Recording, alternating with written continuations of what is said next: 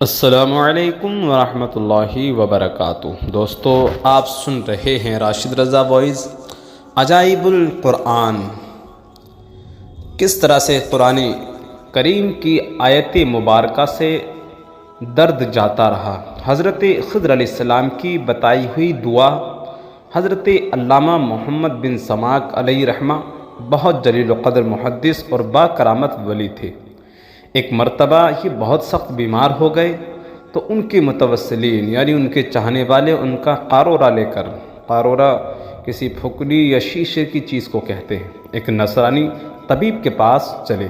راستے میں ان لوگوں کو ایک بہت ہی خوش پوشاک بزرگ ملے جن کے بدن سے بہترین خوشبو آ رہی تھی۔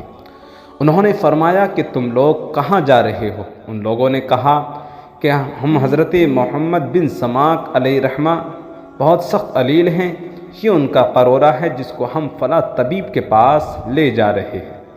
یہ سن کر ان بزرگ نے فرمایا سبحان اللہ، ایک اللہ عز و جل کے ولی کے لیے تم لوگ ایک اللہ عز و جل کے دشمن سے مدد طلب کر رہے ہو۔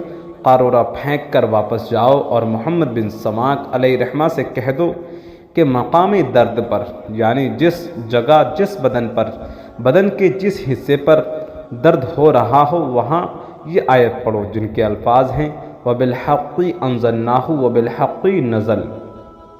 بنی اسرائیل کی آیت ہے، پڑھ کر دم کرے۔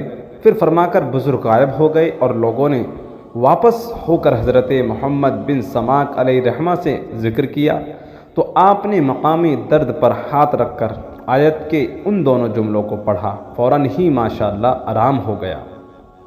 پھر حضرت محمد بن سماک علیہ رحمہ نے لوگوں سے فرمایا کہ وہ بزرگ جنہوں نے تم لوگوں کو یہ وظیفہ بتایا تمہیں یہ خبر ہے کہ وہ کون بزرگ تھے؟ لوگوں نے کہا جی نہیں، ہم لوگوں نے انہیں نہیں پہچانا۔ تو حضرت محمد بن سماک علیہ رحمہ نے فرمایا کہ وہ بزرگ حضرت خضر علیہ السلام تھے۔ سبحان اللہ! قرآن مجید کی آیت کا اتنا سا ٹکڑا ہر مرض کی مکمل دوا اور مجرب علاج ہے۔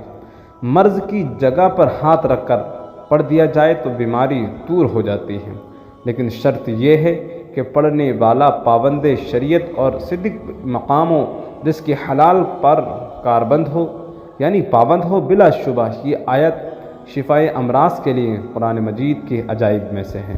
تو دوستو، یہ ویڈیو اگر آپ کو پسند آیا تو ہمارے چینل کو سبسکرائب کر کے بیل آئیکن کو ضرور دبائیں تاکہ لوگوں کو زیادہ سے زیادہ ویڈیو پہنچ سکے اور لوگوں کے لیے اضافہ ہو سکے اور فائدہ پہنچا سکیں قرآن مجید کی آیتیں پڑھ کر۔